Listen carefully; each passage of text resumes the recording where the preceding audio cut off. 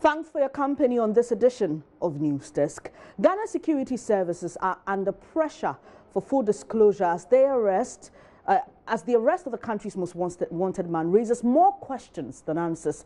According to reports, Appiah Mensah declared wanted by Ghanaian security authorities for defrauded by false pretense, has already been arrested more than a month ago in the United Arab Emirates. Despite satisfying bail conditions, the businessman could not be traced in Ghana, and search for him was publicly announced last week. The self-recognizance bail did not come with the expected seizure of his passport. Let's take a look at what we know so far with regards to the Menzgold saga. Ghana's most wanted nabbed. Are we nearing a closure on the Menzgold saga? We ask. Well, Appiah Mensah arrested in Dubai on December 7. That's what we are being told by the authorities. And the arrest is in relation to a gold trading deal gone bad within the Emirati jurisdiction and not related to what's happening right here in his home country, Ghana. Now, Ghana only informed of arrests on January 13th, and this is the issue that for many is quite unsatisfactory, because we had declared him wanted, and if some argue that our security services were working in connection with Interpol, as they suggested, they should have known by now that he had been arrested in Dubai. Well, Ghanaian officials in Dubai have visited Nam1, aka Appiah Mensah, and a high-powered delegation dispatched to Dubai to begin extradition process, and we're told that by the Deputy Attorney General Joseph Bemka. We are told that the Deputy Attorney General himself, the Foreign Affairs Minister and the Minister for National Security are also heading there. Now, Ghana has no extradition treaty with the United Arab Emirates, just for you to know. And Ghana is therefore exploring a diplomatic solution, as we are told by those responsible. Government says it is determined to ensure that Nam1 is brought to justice and no effort will be spared. Well, the minority is demanding a bipartisan probe. We heard from the Foreign Affairs representative, the minority representative on the Foreign Affairs Committee, Samuel Okudzeto-Ablakwa, who is asking for this probe, and he believes that it could help in solving the impasse. So is justice for the thousands of customers now within reach? Well, Amanda Clinton is a lawyer for some aggrieved Menzgold customers. She joins us via phone. Good morning. Thanks for joining us. Good morning. Now, what do you make of the recent development on the pursuit of Nam1? Does it give you hope that the customers will soon get their monies? Yes, I'm more hopeful. I mean, I mentioned on JoyNews trial a few weeks ago when I was asked that, government doesn't seem to be getting that much involved. And I said, well, we're now entering international jurisdiction, so it's beyond Ghana.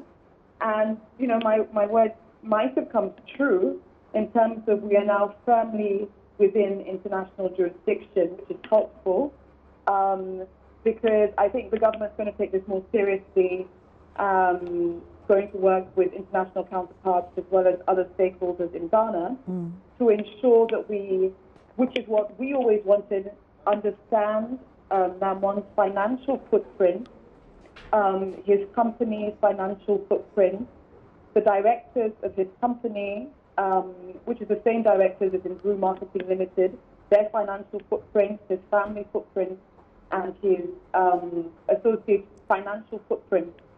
So if any money has left our shores, it can be culled, which is what I've always said on TV, that it can be culled and brought back to Ghana for Ghanaians. But now, people weren't taking this seriously. I was going on and on about it. We're now firmly in international jurisdiction, and we had sovereignty, and now we have to go and ask for one of our citizens to come back. So it's very interesting developments, but I knew once they allowed, him to leave, it's obvious that, whatever sort of makeup he has, it would have just reappeared somewhere else. And in such a short space of time, it seems to have come true, basically. Now, you allege that government seems to be protecting him. What's the basis of your claim? The government seems to be protecting or shielding him in one way or the other.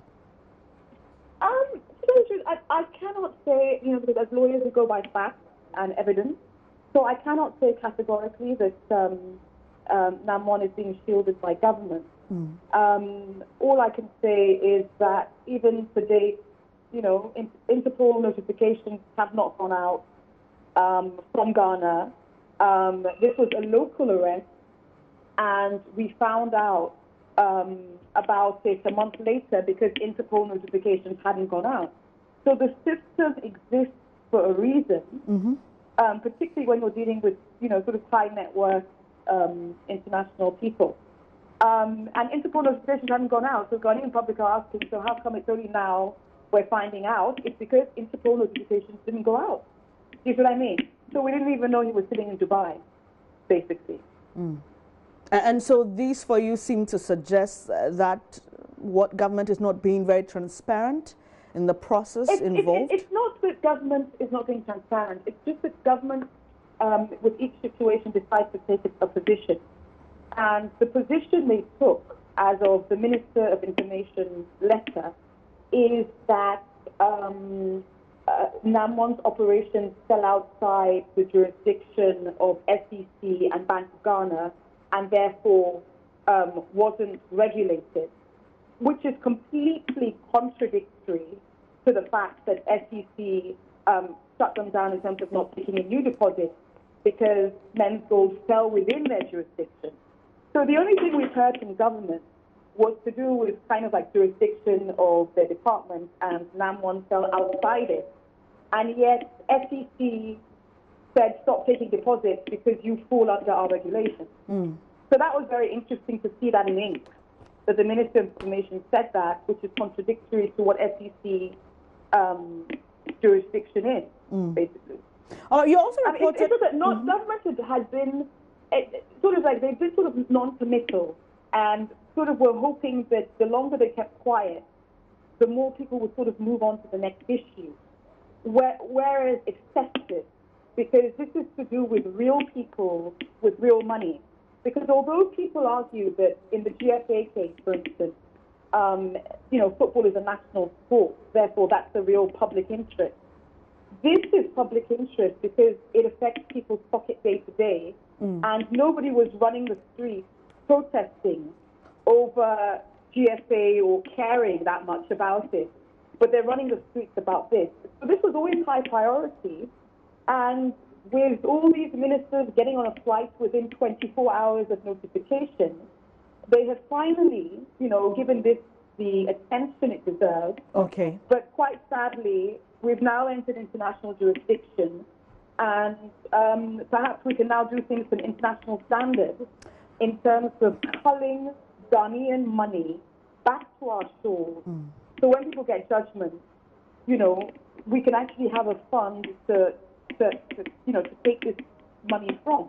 All right. This is what they should have done in the first instance, basically. Sure. Now, you've been working really hard to get the monies for your clients back. Do you believe that this whole saga going international complicates the entire process and will make it longer than you would expect? No. In a way, it's a blessing in disguise, because it would have been very difficult. For instance, looking at it from a practical point of view, I am also a lawyer.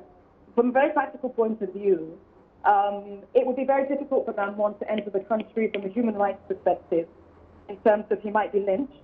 And so justice must be served in any case.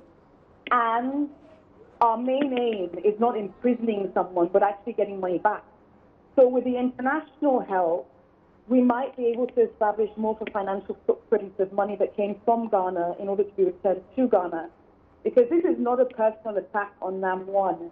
It is all about the money and making sure that people's lives are to some extent restored back to normal. All right. And now you made a statement, or you made a point in your statement that suggests that NAM1 is the fall guy for a much bigger operation. Can you give us further details on that claim?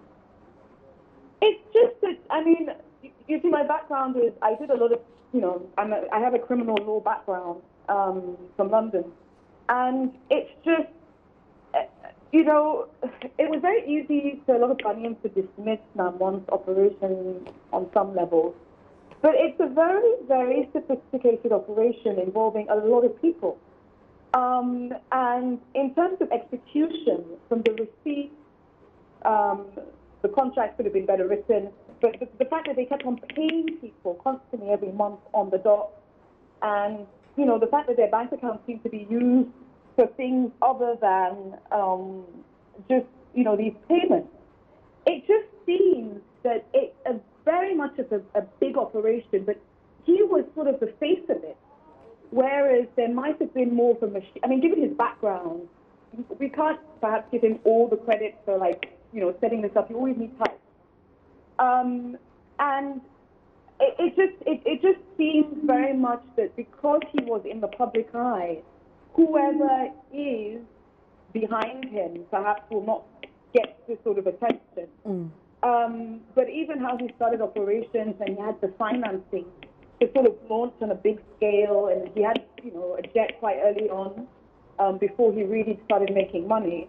It just suggests that he was the face of the operation. But quite sadly, if it is true that he was the face of the operation and other people were involved, he is very much going to be the fall guy in this situation. But, you know, a financial footprint might give us some idea of the full gravity of this case.